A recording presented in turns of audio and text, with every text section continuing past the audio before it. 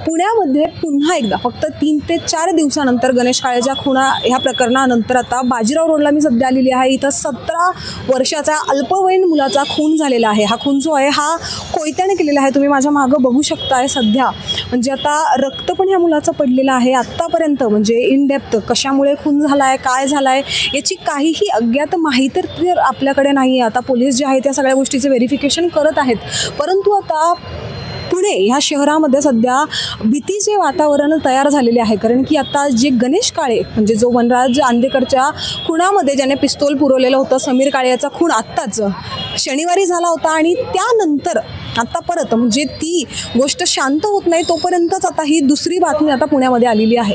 तर आता याच्या पुढे काय होतंय, पोलीस तर पुढचं इन्व्हेस्टिगेशन करत आहेत, ते आपण नक्कीच बघूया। आता यानंतर आता कोणाची नावं समोर येत आहेत किंवा आता परत गँग वॉर आहे का ते आपण सगळं जाणूनच घेऊया। तोपर्यंत तुम्ही पाहत राहा न्यूज.सी. मी मृदुला नारळ।